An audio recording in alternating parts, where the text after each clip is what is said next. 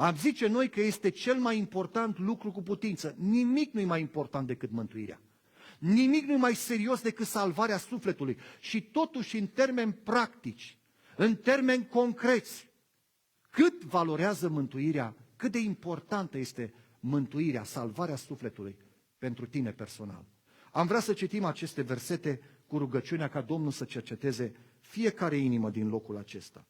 Cuvântul Domnului ne zice la versetul 21 din Luca 2, când a venit ziua a 8-a, în care trebuia tăiat împrejur pruncul, i-au pus numele Iisus, nume care fusese spus de îngeri, înainte ca să se fi fost zămislit el în pântece.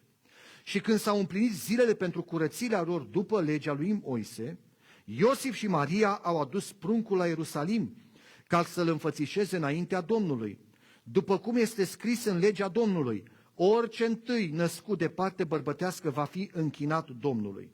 Și ca să aducă o jertfă, o pereche de turturele sau 2 pui de porumbei, după cum este poruncit în legea Domnului.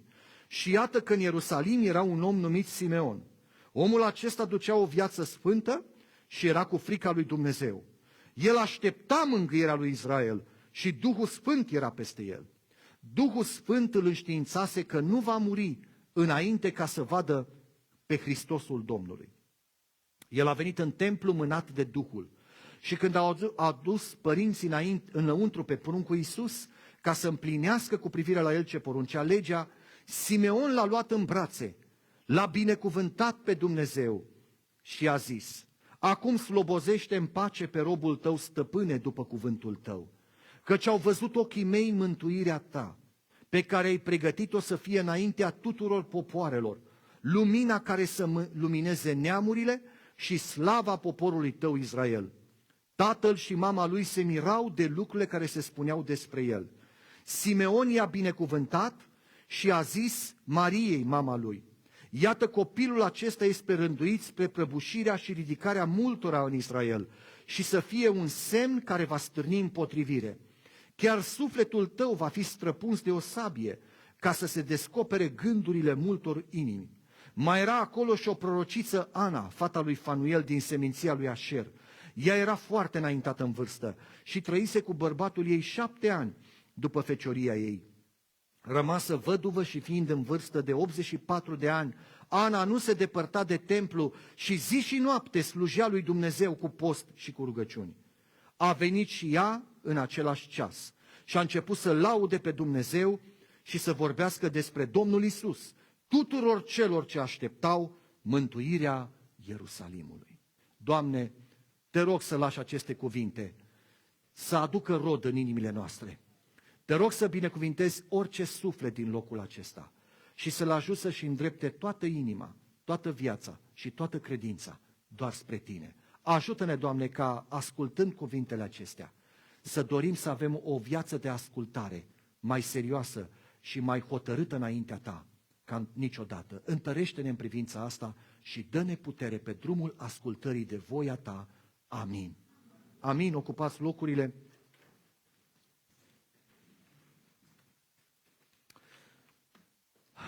Câteva cuvinte pe care vrem să le avem în dimineața aceasta la apropierea de încheierea slujbei, pe care le-am intitulat, le-am pus sub titlul acesta: cât de mult valorează mântuirea pentru tine?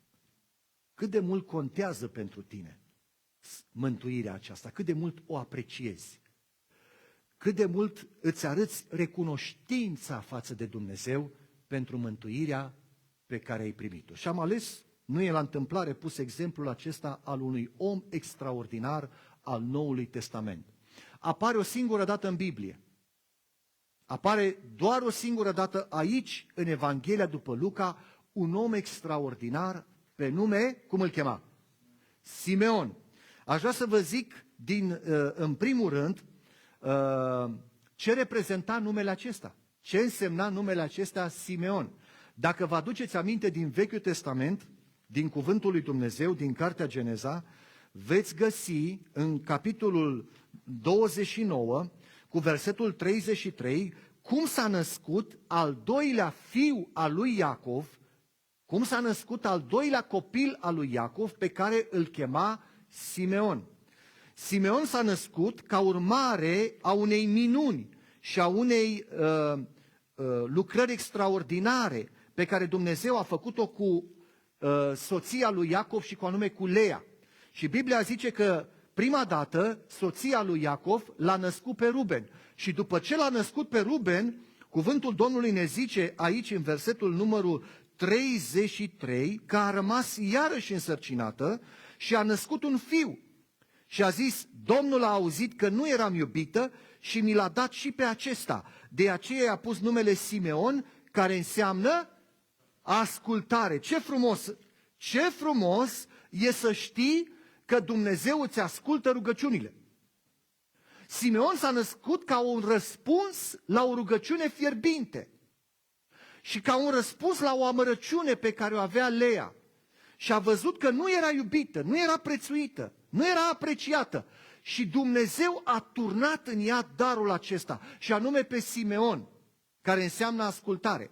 Mai este pe cineva numit în Biblie, are un cuvânt asemănător într-un fel, copilul lui Ana. Cum îl chema pe copilul lui Ana? Samuel. Samuel înseamnă într-adevăr Dumnezeu a ascultat, Dumnezeu a luat aminte, Dumnezeu mi-a răspuns la rugăciunea mea. Și aș vrea să vă zic aici, înainte de toate, este aici cineva care are o rugăciune la care Dumnezeu nu i-a răspuns? Nu e așa că avem multe rugăciuni? Avem foarte multe rugăciuni la care Dumnezeu nu ne-a răspuns. Nu ne-a dat răspunsul pe care îl așteptam și este dureros lucrul acesta. Și ne punem întrebarea de multe ori, oare mai ascultă Dumnezeu rugăciunea mea? Oare ia Dumnezeu aminte la strigătele mele? Vine un om al lui Dumnezeu aici, apare Simeon, omul acesta, un om care s-a născut ca o răspuns la o rugăciune. Și aș vrea să vă zic ceva, Dumnezeu într-adevăr răspunde la rugăciuni. Aduce răspuns, dar nu răspunsul care îl vrei tu, ci răspunsul pe care îl are El din veșnicie pentru tine. Așa că Dumnezeu să ne întărească credința la toți, că El va răspunde după marea Lui îndurare și bunătate rugăciunilor pe care le facem sincere și fierbinți înaintea Lui. Vom vedea răspunsul acesta la vremea hotărâtă și potrivită de Dumnezeu pentru lucrul acesta. Acum, omul acesta ne spune că avea niște trăsături, avea niște caracteristici. Și observăm la omul acesta că era un om care ducea o viață sfântă, era cu frica lui Dumnezeu, aștepta mângâierea lui Israel și Duhul Sfânt era peste el. Un om extraordinar de plin de prezența lui Dumnezeu. Omul acesta avea o singură dorință în viața lui. Dorința lui nu era să trăiască o viață cât mai lungă. Nu asta e marea lui dorință. Noi ne imaginăm în mintea noastră că el era un bătrân, era un om foarte, foarte bătrân, dar nu spune aici Biblia că era bătrân. Nu spune, nu știm câți ani avea. El nu și-a dorit să trăiască o viață lungă. Marea lui dorință nu era să fie bogat. Marea lui dorință nu era să fie realizat social. Nu știm ce copii avea, nici măcar problema asta. Nu știm ce soție a avut. Nu știm nimic despre familia lui. Știm despre faptul acesta. Avea o singură dorință. Care era dorința lui? Cum? Să vadă mântuirea. Să vină odată ziua când se va întâlni cu mântuirea. Cea mai mare dorință a lui era mântuirea. Și auziți ce zice cuvântul lui Dumnezeu aici, citim cuvântul Domnului în 28, că după ce a venit Maria cu pruncul Iisus, l-a luat în brațe și a zis, acum slobozește, Doamne, în pace pe robul tău, pentru că au văzut ochii mei, ce au văzut? Mântuirea. Și am să vă zic în această zi, unii știți lucrul acesta, alții nu v-ați gândit niciodată. Mântuirea nu este într-o biserică, mântuirea nu este într-o religie, mântuirea nu este într-un cult, mântuirea nu este într-o tradiție, mântuirea nu este într-o formă, mântuirea nu este într-un ritual, mântuirea este doar într-o singură persoană, în Iisus Hristos. Omul ăsta a înțeles că mântuirea nu este nici măcar în poporul evreu, în religia evreiască. Mântuirea este doar în persoana Domnului Hristos. Mântuirea nu este la preot, mântuirea nu este la sfinți, mântuirea nu este la îngeri, mântuirea este doar prin Iisus Hristos. Pentru că numai El a zis, eu sunt calea, adevărul și viața. Nimeni nu vine la Tatăl decât prin mine. Nimeni, absolut, nu există o altă cale. Eu sunt ușa. Cine intră prin mine va ieși și va găsi pășune și va fi mântuit. Eu le dau viața veșnică oilor mele. Eu dau mântuirea. Și omul acesta a înțeles cel mai important lucru, că mântuirea este într-o persoană. Și foarte interesant, persoana aceasta, mântuirea aceasta, a încăput în brațele lui Simeon. Vă dați seama, asta își dorește Dumnezeu la fiecare dintre noi, ca mântuirea să facă parte din viața noastră. Mântuirea nu este doar un tablou cu Iisus Hristos la care ne uităm și ne emoționăm. Mântuirea trebuie să fie cu adevărat o parte din viața ta și trebuie să fie în inima ta persoana aceasta a Domnului Hristos. Aș vrea să te întreb în această zi, la modul cel serios. Tu te-ai întâlnit cu mântuirea lui Dumnezeu? Păi sigur, frate, că n-am mântuit, eu m-am botezat, cum să nu fiu mântuit? Păi vreau să vă arăt în această zi ce înseamnă și cum arată un om care prețuiește cu adevărat mântuirea lui Dumnezeu. Cum arată un om care prețuiește mântuirea lui Dumnezeu? Pentru că suntem botezați, suntem binecuvântați, suntem duși la biserică, dar mă întreb în această zi, noi prețuim mântuirea așa cum a prețuit-o Simeon? Cum a prețuit omul acesta mântuirea? Omul acesta a prețuit-o în primul și în primul rând ducând o viață sfântă, ducând o viață curată. Domnul m-a mântuit și eu trăiesc cum vreau. Domnul m-a mântuit și eu trăiesc de pe azi și eu îmi văd de ale mele. Nu. Domnul m-a mântuit ca să trăiesc o viață curată, ca să trăiesc o viață sfântă. Ascultați un singur verset pe care vreau să vi-l spun în această zi. Din 1 Petru, capitolul 1, versetul 17 și 18 și 19. Auziți ce zice Biblia? Și dacă chemați ca tată pe cel ce judecă fără părtinire pe fiecare după faptele lui, purtați-vă cu frică în timpul privegiei voastre, căci știți că nu cu argint, nu cu aur ați fost răscumpărați din felul deșert de viețuire pe care îl moșteniți de la părinții voștri, ci cu sângele scump al lui Hristos, mielul fără cusur și fără prihană. Mântuirea adevărată de la Dumnezeu înseamnă, la modul cel mai serios, să te gândești să trăiești o viață curată, să trăiești o viață sfântă. În al doilea rând, omul acesta era cu frica lui Dumnezeu. Se vede în viața mea această teamă de Dumnezeu? Acest respect față de Dumnezeu, nu numai când sunt în casa Domnului, ci în fiecare zi. Omul acesta era cu frica lui Dumnezeu. Dragilor, una din problemele pe care noi le avem este că noi suntem foarte familiarizați și cu biserica, și cu Biblia, și cu slujbele, și cu pastorii, cu toate lucrurile care țin de Dumnezeu. Atât de familiarizați încât în inima noastră nu mai există acea teamă sfântă pe care ar trebui să o avem. Vă pun o întrebare. Mă gândesc la omul acesta atât de scump din Vechiul Testament, de Iosif. Vă amintiți de Iosif? A fost Iosif un om cu frica lui Dumnezeu? Când a fost ispitit să păcătuiască, ascultați ce face un om cu frică de Dumnezeu. Cum aș putea să fac un rău așa de mare? Faceți aminte? Și să păcătuiesc împotriva Domnului. Nu pot. Din dragoste, din frică de Dumnezeu, nu pot să fac lucrul acesta. Nouă ni se pare că este ceva care ține de Vechiul Testament, de vremea aceea când Dumnezeu părea înfricoșător, când Dumnezeu părea într-adevăr de neatins. Trebuia să te cutremuri înaintea Lui. Dar totuși, eu am citit în Noul Testament și nu știu de ce ocolim de multe ori versetul acesta. În Fapte, capitolul 9 cu 31, Biblia zice că biserica din Iudeea, Samaria și Galileea se bucura de pace. Umbla în frica Domnului și cu ajutorul Duhului Sfânt se înmulțea. Deci biserica lui Dumnezeu, cea apostolească și sobornicească, a înțeles la modul cel mai serios că trebuie să umble în frica Domnului. Frica ta nu trebuie să fie de pastor, frica ta nu trebuie să fie de oameni, în primul rând. Nu de ce zice fratele, sora, comitetul și păstorul. Problema este, și de-aia de multe ori n-are niciun efect ce spune păstorul. N-are niciun efect ce se predică aici. Știți de ce? Pentru că nu-i frică de Dumnezeu.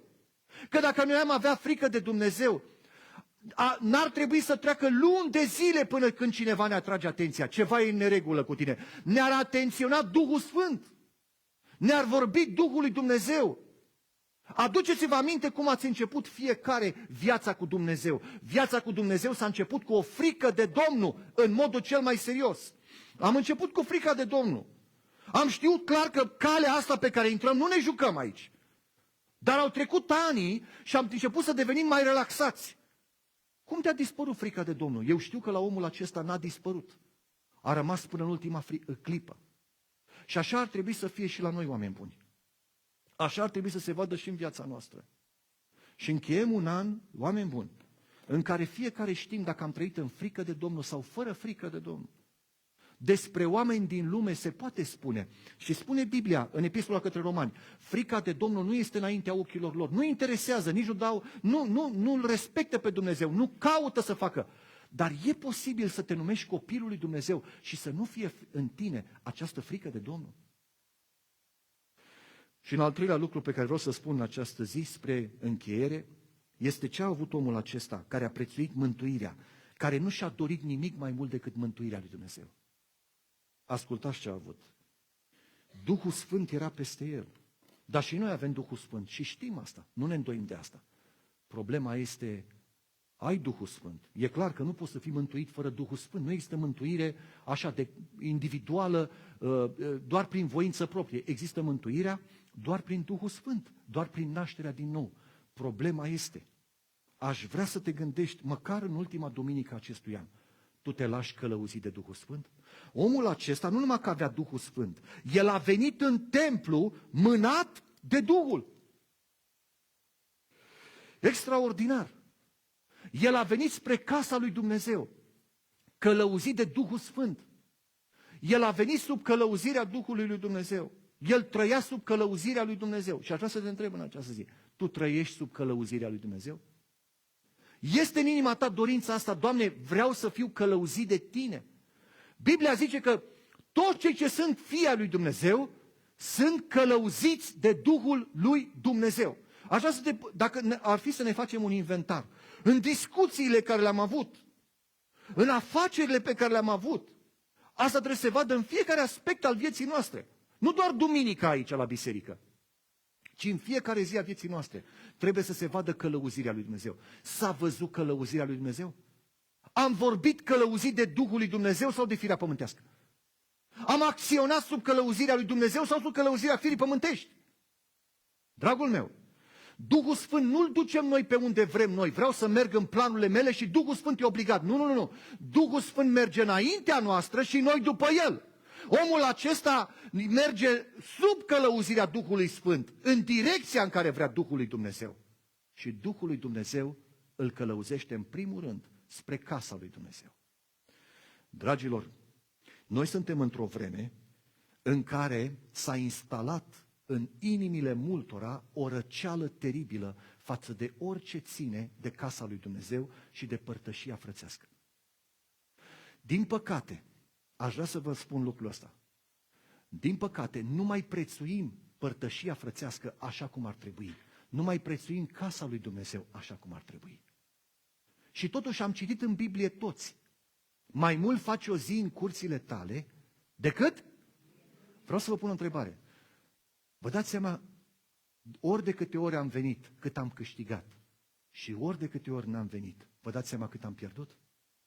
Ce va fi când vom afla totalul la toate pierderile noastre? Ce îi vom spune lui Dumnezeu? Omul ăsta nu și-a permis să rateze o zi în care Duhul Sfânt l-a îndemnat să meargă.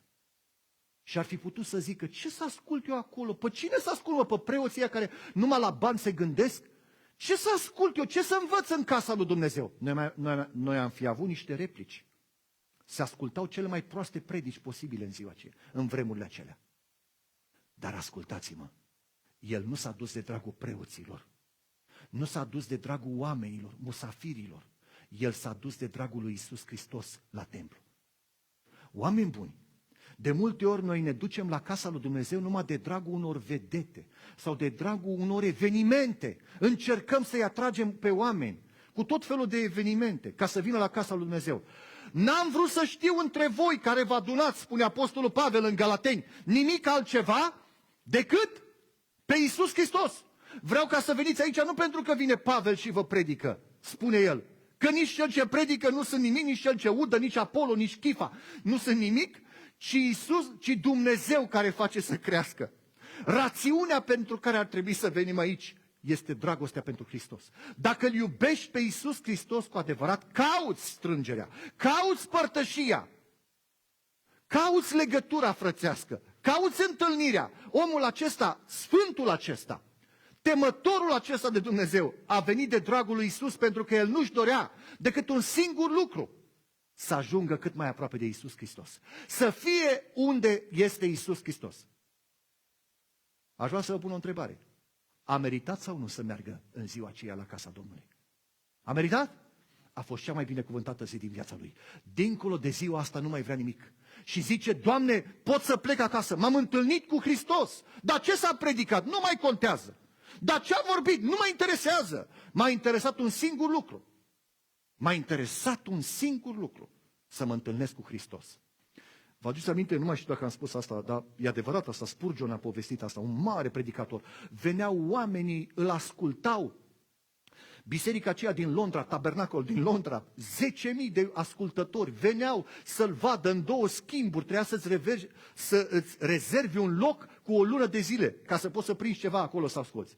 A venit un om, odată, care nu mai făcuse niciodată, a fost așa de impresionat, așa de cercetat. Măi, ce biserică este aici! Ce lucrare este aici, ce cercetare, încât a zis: vreau să stau de vorbă cu Spurgeon la sfârșit, cu pastorul bisericii. Frate, m-am zidit, m-am hrănit, a fost extraordinar cuvântul lui Dumnezeu, m-am bucurat, nu-mi vine să cred, chiar a fost așa ceva. Și omul acela, nu ca noi, omul avea ce să spună, într-adevăr. Avea și Duhul lui Dumnezeu l-a folosit cu foarte mare putere. Dar a mai trecut o duminică și a venit în duminica următoare. Acela Spurgeon a predicat, aceeași adunare mare, strângere mare. Ăsta bosunflat, supărat, n-a mai schițat niciun gest, tot cătrănit, tot serviciul bisericesc. Amărât, fără întunecat la față, la sfârșit, din nou s-a dus la pastor să zică: vreau să stau de vorbă cu tine, frate. Frate, nu știu ce s-a întâmplat duminica asta, dar nu mi-a plăcut deloc. Fratele a predicat același cuvânt, nu același. Cuvântul lui Dumnezeu a explicat. A fost o cercetare, dar omul acesta, același care fusese cu o duminică înainte, nu mi-a plăcut deloc. Deloc nu mi-a plăcut. Nu știu ce a fost aici. Grea atmosferă, slab de tot mesajul, lucrarea foarte greu. Dar Spurgeon era omul lui Dumnezeu și Duhul lui Dumnezeu. Știu, frate, de ce ți se pare așa. Și a zis: uite, duminica trecută când am venit aici, așa m-am bucurat, așa m-am hrănit, așa m-am întărit, a fost extraordinar. De ce n-a fost și duminica asta așa? Păi zic eu, Spurgeon, zice, de ce n-a fost așa? De ce? Ia spune, de ce?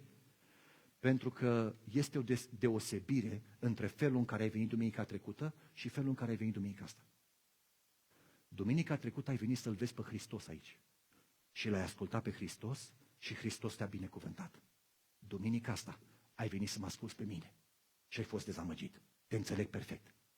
Data viitoare când mai vii pe aici, nu mai veni pentru pastori, nu mai veni pentru predicatori, nu mai veni pentru vedete, vino pentru Iisus Hristos și o să pleci binecuvântat.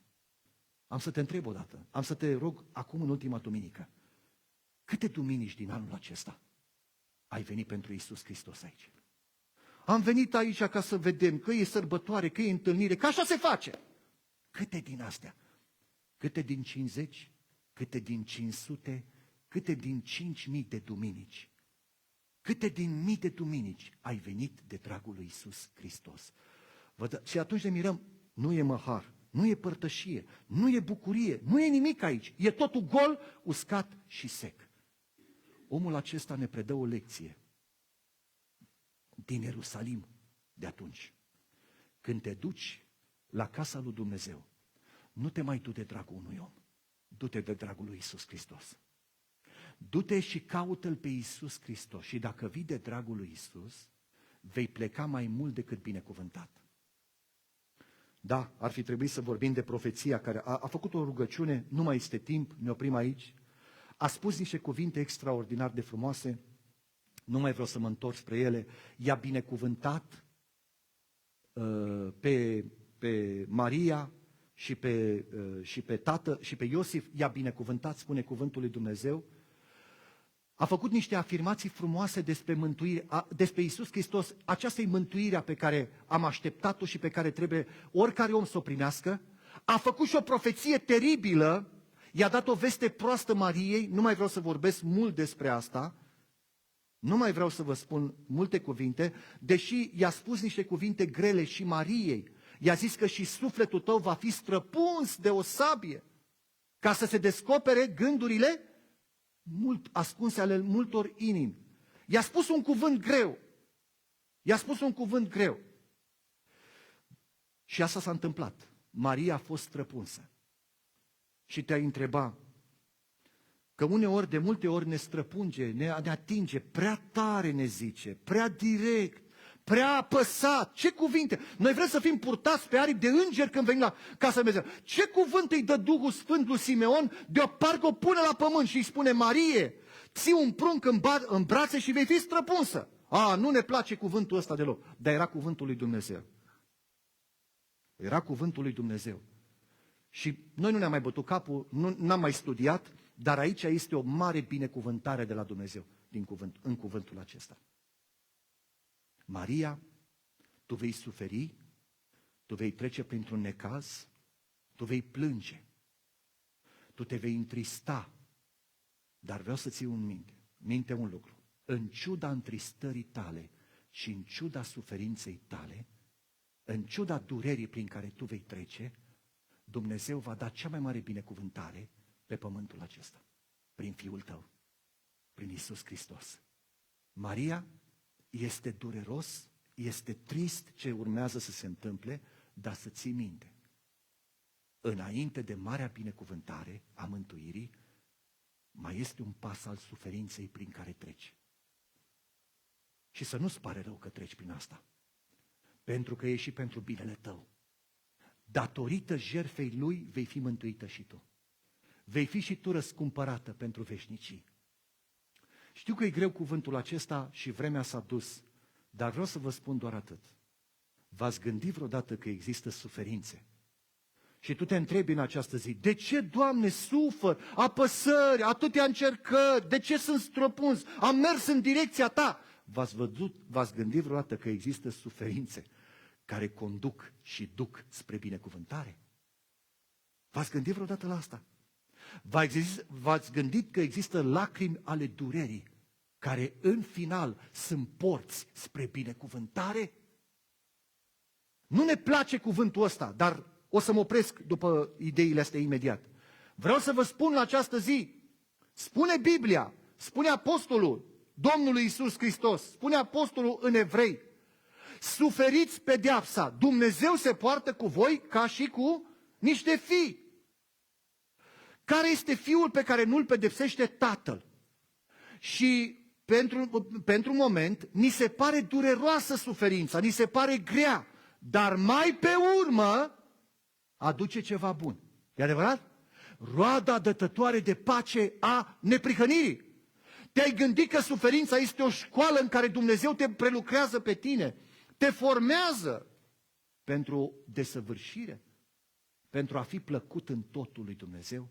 Maria, vei trece prin lacrimi, vei suferi, dar să nu te temi. Te duci spre desăvârșire. Ăsta e drumul. Pe aici trec toți. Și pe aici duce drumul copiilor lui Dumnezeu. Dar slăvit să fie Domnul Iisus. Pentru că în ciuda tuturor durerilor și necazurilor ne poartă spre desăvârșire. Și vom ajunge în locul în care Biblia spune că va șterge orice lacrimă din ochii noștri. Glorie lui Dumnezeu. Moarte nu va mai fi. Vom uita de toate durerile și ne vom întreba: ce rost a avut, Doamne, să plâng atâta? Acum ți se pare în zadar. Atunci vei ști că au fost calea ta spre desăvârșire. Drumul pe care Dumnezeu te ducea ca să ajungi desăvârșit. Să ne ajute Dumnezeu să nu ne îndoim de lucrarea Lui niciodată. Maria s-a dus înainte în ciuda durerii, în ciuda suferinței și a ajuns în împărăția lui Dumnezeu. Acum vreau să te întreb în această zi: tu prețuiești cu adevărat mântuirea? Sau este doar o vorbă așa, de duminică, un sfat pe care îl dăm unii la alții, o idee interesantă? Este mântuirea cu adevărat cel mai prețios lucru pentru tine? Dacă da, Dacă mântuirea e cel mai serios lucru, tu vei face aceste 3 lucruri. Vei trăi în frică de Dumnezeu, vei avea o viață sfântă și te vei lăsa călăuzit de Duhul lui Dumnezeu. Să ne ajute Dumnezeu să trăim cu adevărat călăuziți de El. Dacă în anul acesta călăuzirea a fost prin firea pământească, zic din toată inima, Doamne, iartă-mă. Dacă m-am lăsat doar purtat de poftele firii pământești, Doamne, oprește-mă. Doamne, dacă Duhul Sfânt e cu adevărat în inima mea, Doamne, ajută-mă să-L las să mă conducă. El să mă dirigeze în vorbirea mea. Și dacă te vei lăsa condus de El, vei vedea lucrări extraordinare pe care El le face, fratele meu. Să ne ajute Dumnezeu ca ori de câte ori venim aici, să nu avem alt gând și altă dorință decât să ne întâlnim cu Hristos. Decât să stăm în prezența Lui și să zic, Doamne Iisuse, pun viața mea la picioarele Tale, mă predau Ție și vreau să Te urmez doar pe Tine. Dumnezeu să vă binecuvinteze pe toți în această zi de sfârșit de an. Aș vrea să terminăm și noi ca Simeon anul acesta. În cea mai mare bucurie. Simeon n-a văzut corul de îngeri. Simeon n-a văzut steaua din răsărit. Simeon n-a văzut multe minuni. Dar Simeon l-a văzut pe Iisus. Și aș vrea să vă spun că același lucru se poate întâmpla și cu noi. Dacă noi cu adevărat trăim o viață sfântă, o viață curată, să știți că Dumnezeu va face o minune. Va veni tot mai aproape de noi. Și vom vedea prezența Lui din ce în ce mai puternic în viața noastră.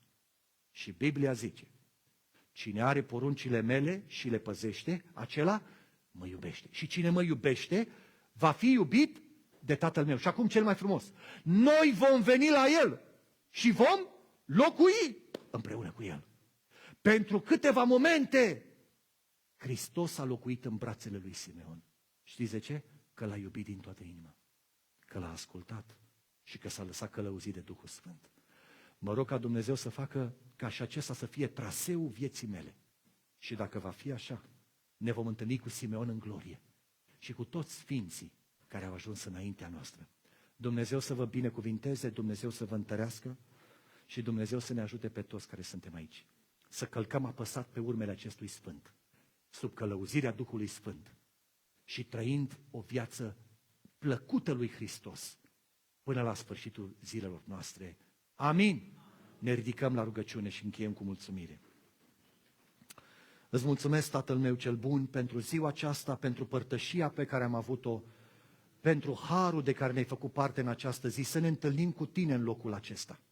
Aș vrea ca toți să plece de aici cu bucuria lui Simeon în inima lor, Doamne, și cu dorința aceasta sfântă de a continua să trăim o viață curată înaintea Ta și o viață sub călăuzirea Duhului Tău în fiecare zi. Întărește pașii noștri spre calea Ta și ajută-ne să ne ducem lupta, alergarea, credința și slujirea Ta, să o ducem până la sfârșitul zilelor noastre. Te rog toate acestea în numele Tatălui, al Fiului și al Duhului Sfânt. Amin.